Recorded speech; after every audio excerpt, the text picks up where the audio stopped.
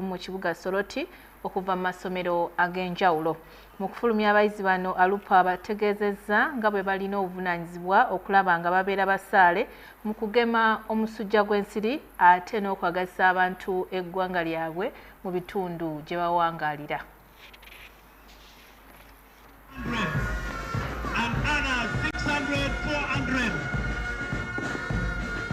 And so we're also beginning to know that education is good. Wah, wah, wah, wah. Chwa, chwa, chwa. They enjoy. Yeah, the next one there, commanded by the scout, is Live Senior Secondary School. Live Senior Secondary School. You've received your certificate from the Vice President. Then Achir Vanessa. Achir Vanessa is there. This is from here.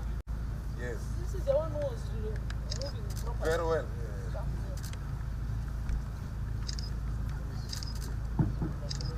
You, the patriots who we are commissioning today, are the fruits of universal primary education, universal secondary education, but you are also the fruits in general of immunization for all,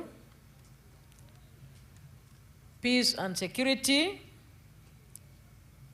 and a good program and policy of NRM of opening up space for the private sector to participate in education service delivery. So we are all very pleased to be here today to witness the achievements and the fruits of the NRM government in that direction. And I would like to applaud the NRM government for that. Therefore, the National Patriotism Secretariat from the Office of the President is moving in the right direction in training students across the country on matters of nationalism or patriotism, if you would like to call it, because it is the first principle in the NRM. You are now our stars in your schools when you return, who are supposed to shine your light to the rest of the students in your schools when you return. I now take this singular honor and privilege to officially commission you as patriots who have successfully completed the training of patriotism. And I say all this for God and my country.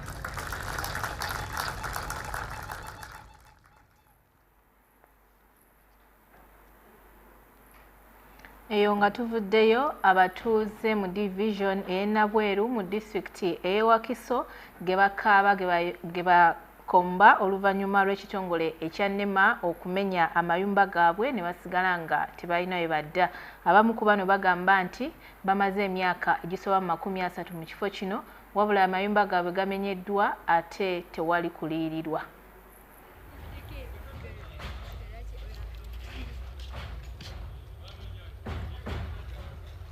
Leo tukolaki bwetulaga naye omuntu naga nti agenda nga tamanyi gyakutwala bandi badde bakisane batwaki ne batusasula era sino gye tugenda kudda olw'ensonga nze wano mazeyo emyaka 32 najja ndi muvubuka kati nkaddiye sikyayina kyenyinza kwekolera.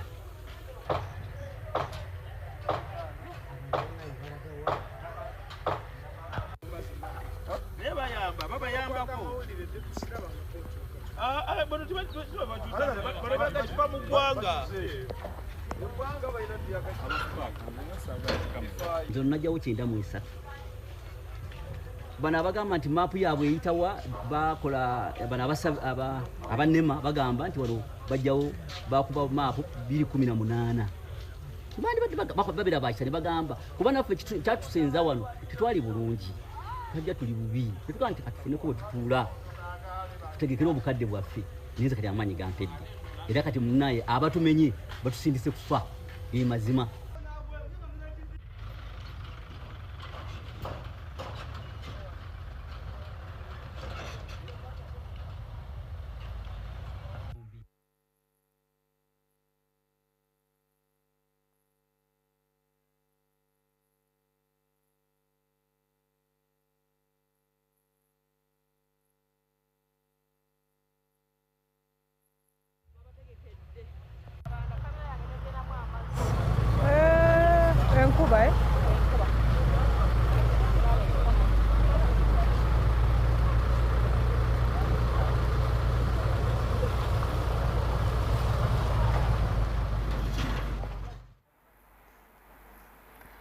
Abavubuka abaliko obulemu mu ggwanga batandise okutema empenda butya bwe bayinza okuyambako bannaabwe okulaba nga baganyula mirimu gya gavumenti ssaako ne pulojekiti ez'enjawulo. Bino byogeddwa mu kufulumya alipoota ey'okunoonyereza okwakoleddwa ekitongole ekya Uganda Virus Institute mu kibuga Ntebe nga abavubuka 14 baweebwa pulogulaamu ya mwaka mulamba okulaba ebyo ebisoomooza abavubuka abaliko obulemu era nga bibalemesezza okuganyulwa mu bintu ebigenda maaso naddala mu mawanga gamufuna mpola. Or increasing. First of all, we must recognize that there has been limited research on disability generally. It has been a neglected area, especially in low-income countries like ours. There's very little information about people with disabilities. Now, to engage people with disabilities, to include them in their own research is a very, very important step in expanding or increasing the scope of research on disability, but also to increase the quality of the research that comes out of that. We intend to engage different fora, different policy, different levels of policy making, both at national, local governments, and even in the communities. In the research team, we already have National Council for Disability is involved, and actually they participated in identifying the youth researchers and in training them. So the Disability Research Group has different programs that are running. We have what's called the Missing Billion program, which looks at participatory research approaches to improving health in communities in Luka district. We also have the Ubuntu Bulamu project, and I can see Jane Nansamba is here. I forgot to introduce her. She's the coordinator for that project, which improves inclusive education in primary schools. And we also have other programs that are specific, for example, to children with spina bifida, and this project, which I hear about today, on including youth with disabilities in research. So we organized this press conference to share with you the findings of our Disabled Youth Investigates program, in which we trained 14 youth with disabilities in research, and they were trained and placed at the unit. And we really want to share with you how this improves the inclusion of youth in research, but also generally in society. One of the barriers that youth with disabilities face was access to infrastructures, especially for youth with physical impairments. We found out that they cannot easily access some infrastructure. As one of the youth who is age 28, he said that whenever he goes to the church or a shopping mall, he cannot go through the stairs. So, which means that he always have to keep outside the building, even when he wants to buy something. So it means he has to order for them from outside. So this limits their participation in many ways. Abakulembeze mu disitulikiti y'Emitooma basiimye omulimu amakula ogukoleddwa ekitongole ekya Uganda People's Defence Force mu kuzimba ekya Engineering Brigade mu nsisinkano ebadde ku ddwaliro lya Mitooma Health Center 4. Basizza Kimunga Nkuyege era ne basuubiza okusigala nga balondoola n'okukwatizaako ekitongole ekya UPDF okusobola okumaliriza ebyo byonna bye kinaaba kikutaddeko engalo. Lino ly'eddwaliro lya Mitooma Health Center 4 nga lizimbibwa ekitongole ky'amagye g'eggwanga ekya UPDF Engineers Brigade. We tutuukiddeyo ng'ekizimbe ky'abalwadde we batuukira kituuse ku mwaliiro ogusooka. Mu kifo kyekimu wagenda kuzimbibwa woodi y'abakyala we bazaalira, ekifo abalwadde abali obubi we batuukira, ennyumba z'abasawo ne woofiisi z'eddwaliro, ng'omulimu gwonna gwa kwemmenta obuwumbi 22 mu miliyoni 2. It is a general ward. Kuliko abalwadde we batuukira, abakyala we bazaalira, kuliko theatre, kuliko n'abalwadde we babeera we baweera ebitanda. Kwegamba kyo kino kijja kubanga kukikwata ku buli kimu. Then eventually n'ebizimbe ebirala babisseeko. The expansion of Mitooma Health Center 4 and upgrading it to Mitooma District Hospital. This expansion is very important for our population in this community, where we've been having a challenge. Dr. Talemu agamba nti buli lunaku bafuna abalwadde abasukka mu 100, abakyala bazaala 200 ng'olw'ekifo ekifunda tebalina bye bakolera, ng'ekizimbe UPDF Engineers Brigade kyezimba kyakwongera ku mutindo n'entambuza y'emirimu ku ddwaliro lino. As a health center 4, we see about 1,800 patients as outpatients who come in and go home. We have an art clinic or HIV clinic that sees about 1,600 active patients. Omulimu muyonjo, omulimu teguyimirira ate batuweera abantu b'ekyalo emirimu. Bano ba casual workers. Bansitula musenyu nsindika kawuuba nkola kino bafunye emirimu ate balina empisa. Mu ggombolola ya Bitereko, wadi y'abakyala bannakazadde maze okuzimbibwa era nga n'ebizimbi by'ettendekero ly'emikono nabyo bigiddwako engalo. Otunuulidde ku scope ebizimbe bingi bye tulina okuzimba nga mulimu kino, mulimu wards, mulimu theatre, mulimu mochare bingi nga sente zaabyo roughly zaabalibwa okumalawo obuwumbi 22. We tuba tugezezzaako okupima percentage tulinga ndowooza mu 35% okusinziira ku wetuuse, naye ng'emirimu sofa gitambula bulungi. Level gye tuliko tubadde tukola sirabu eya first floor, tukola mbaawo zaayo tumale tusibe emitayimbwa. Then we tunaamala muliwo ebintu bye tukola birala nga lifti nga rampu.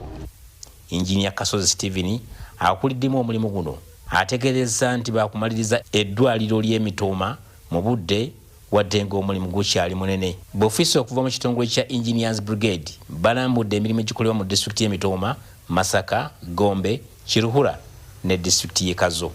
Nze Haruna Muteesaasira wano mu disitulikiti y'Emitooma.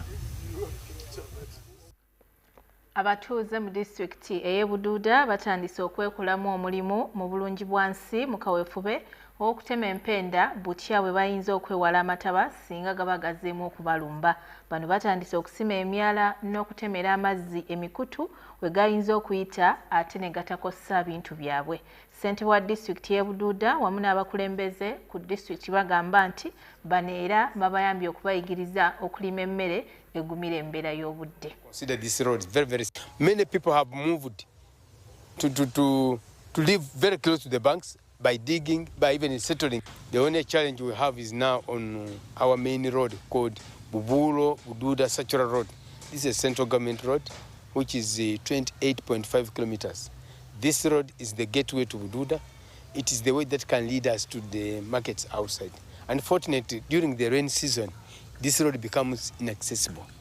And we are appealing to the government to consider this road very seriously, because if we are to realize the benefits of PDM, the benefits of Myoga funds and other funds that the government has injected in the district, we must have this road tarmacked. We grow our crops like coffee, mostly, onions, tomatoes and cabbages. But during the harvesting time, we sell at the cheap price because of the road.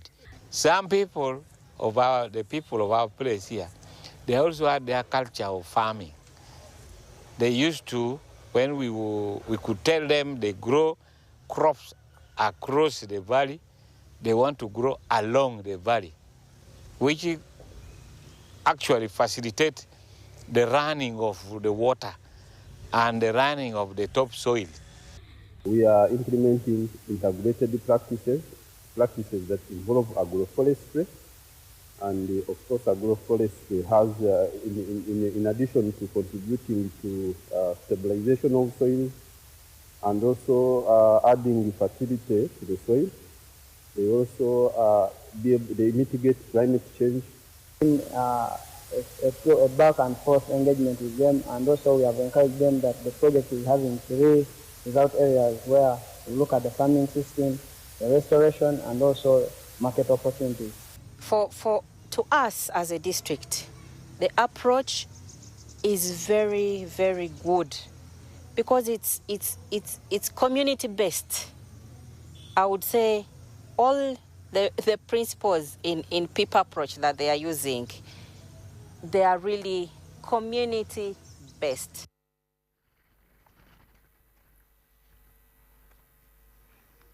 Ebbula ly'obuvunaanyizibwa bw'abazadde ku baana baabwe n'obutaba na kikomera ku ssomero erya Lopey Primary School kitandise okukendeeza ku muwendo gw'abaana abali mu ssomero. Kigambibwa nti essomero lino lirina buli kyetaagisa naye omuwendo gw'abaana gwa wansi ddala. Kati abakulembeze baagala bazira kisa okujja okubayamba basobole okubuulirira abaana n'okubabudaabuda ate babeere mu masomero.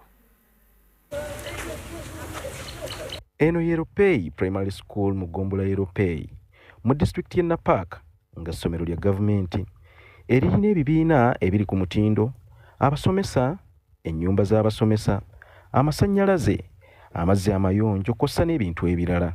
Ebibiina ebya waggulu birimu abayizi wakati w'7 ne 10, ng'ebibiina ebya wansi bibaamu abayizi abasoba mu 3.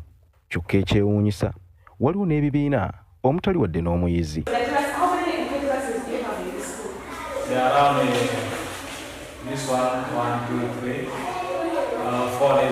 Abayizi abava ewaka basasula 5,000 buli ttaamu, kyokka abasula ku ssomero basasula 2,000 gyokka. Naye ekyewuunyisa mu bisulo temuli wadde n'omuyizi. Even if we go to the dormitories now, there is no one. The boarders have refused to come to school. They are saying the 25,000 we're charging is too much. Mukaddeko okusoma, abayizi abasinga twabasanze mu katawuni ke Lopey nga bali mu kwekolera mirimu egy'enjawulo omuli okukimira abantu amazzi wamu n'okuzannya. Abakulembeze, abatuuze wamu n'abasomesa batubuulidde okusoomoozebwa kwe basanga. Even water they are there, even the power is there, the light. So everything is there in the school, but the only challenge we have is the issue of the fence. And that's the thing which is making now the children to fear to sleep inside this. Most of the children have gone to the streets to look for something to eat. Since Karamoja here, food is a problem. On top of that, also insecurity. On top of that, forceful marriage also has chased all their children from school. Most of the children in this area are at the ground, grazing animals. You may find these young ones have been taken that responsibility of that negative attitude towards having children in school. You prefer to get money, give your child to board a vehicle and go to the... Omwaka oguwedde essomero lino lyatuuza abayizi 2 mu kibiina ekyomusanvu ne bayitira mu ddaala eryokubiri bombi, ng'omwaka guno bagenda kutuuza abayizi 7 bokka. Joyce Nakoya yakulira ebyenjigiriza mu district y'e Napark atubuulidde lwaki abaana tebasoma mu kitundu kino n'akiteeka ku butafaayo bw'abazadde. Parents are not pushing on the education of their children. We have had very many community meetings, community barazas, to talk to them about having children in school. Just look at Lopey. It has enough teachers' houses. It has classrooms. It has dormitories. But the children are not there. We have engaged the LC1s, we have engaged the LC3 of the sub-county, we have engaged even their leaders. The MP comes from Lopey. the Bokora MP comes from Lope. We have tried even to engage him and say, where is our problem? He or she got to go to school, but she found the weaknesses from the parents. The parent cannot be afford the child a book, even a pencil. The child can cry, Mommy, I want a book, I want a pen, Daddy, I want a book, I want a pen, I want to go to school. Now from there they start now gaming. And what will come now to the brain of that child? The solution is to escape to Kampala. Bw'otuuka ku ssomero lya Lopei tosobola kumanya yunifoomu y'abasomi kuba buli muyizi ayambala bibye nga ye nnako yagamba nga bwe bagezezzaako okwogera na buli gwe kikwatako naye beefuula bannampulira zzibi. Abakulembeze mu disitulikiti bagamba nti banaamaliriza okussaako ekikomera ku ssomero lino bajja kuzza abaana bonna abaali ku nguudo mu ssomero basome. Bano wabula basabye abazadde okubakwasizaako okusobola okutuukiriza kino. Essomero lino omugatte lirina abayizi 4 ng'abayizi abasoba mu 3 bali wansi w'ekibiina ekyokuna nga mukadde kano gavumenti eri kubazimbira essomero erya secondary mu nkola ya gavumenti ey'okuzimba essomero mu buli ggomboola emanyikiddwa nga seed. Ekitundu kino ekya Lopei wamu n'ekitundu ky'e Matani bye bisinze omuwendo omunene ogw'abaana abali ku nguudo mu Kampala, e Busia, Jinja wamu ne ku mulirwano mu Kenya. Nze Kibedi Bashir ne Moriniga. Mwebale nnyo n'egguliro eryo era tusaba ekikwatako okola ku nsonga eyo okulaba nti abaana ate badda mu ssomero. Wano nno tugende kutuukizaako akanyomero kaffe ak'okuyiga okukola.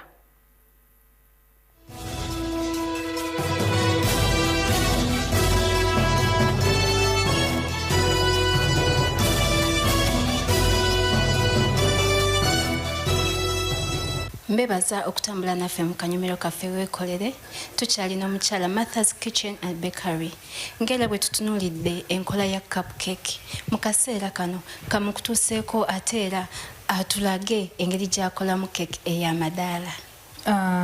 Eno keki y'embaga mulimu flavors ez'enjawulo of course. Oba okola keki y'embaga abantu mbawa different flavors so that tebalya one flavor emu so that buli omu alina preference. So kyova olaba oba okola keki y'embaga obateramu flavors eziri different naye kati muno mulimu lemon, mulimu of course pineapple, mulimu orange, mulimu fruit. So flavors zanjawulo nyingi zanjawulo so that buli omu alye something different so that you don't just eat tolya. Sometimes kibeera ku customer kyayagala so okugamba nze mu buli taya zino tuziyita taya mu buli taya nteramu flavor emu eti nga buli taya mweri. And nina ba clients bagamba nkolera just keki y'embaga tonteramu kino sikyagala kati n'okola flavors zoyagala naye n'otateekamu kyaganya. Ate tukola ne testing, omuntu najja na testinga different flavors nagamba nteeramu eno nteeramu eno nteeramu eno. Yeah, so most of the times wekijja ku mbaga abantu bali specific testing nungi nnyo kubanga omwami asobola okujja ojja n'omwami wo oba n'ojja ne metroni wo. Sometimes kiyamba ne bakuyamba okusalawo, you know, sister wazze metroni oba biki. So most of the times basasula kubanga oba ogenda bakolera cakes ez'enjawulo ze bagenda okutestinga tokola ka flavor kamu. Kakati keke ng'eno omuntu nga gi odalinze oyinza gikolera bbanga ki? Wiki emu eba emala because oyina of course okushopinga byogenda okozesa byonna n'obeera nabyo, then noteekamu the time okugibakinga etwala like 2 days ng'obakinga wakuba olina okugibakinga ate n'ogirinda n'ekuulinga n'ogirapinga neyingiramu that neta dryinga. So baking time it's always etwala like 2 days okubakinga 2. No preparing ebintu no baking of course so baking lunaku lumu.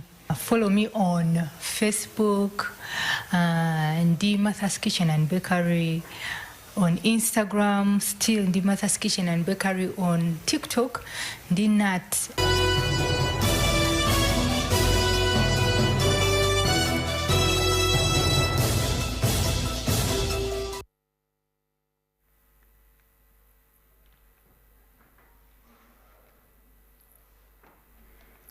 Webale kubeera naffe bwegatyo bwegabadde amasunsule ogakutuusako mbadde Shabibah Kivumbi nkwagaliza ekyemisana ekirungi siba bulungi weraba.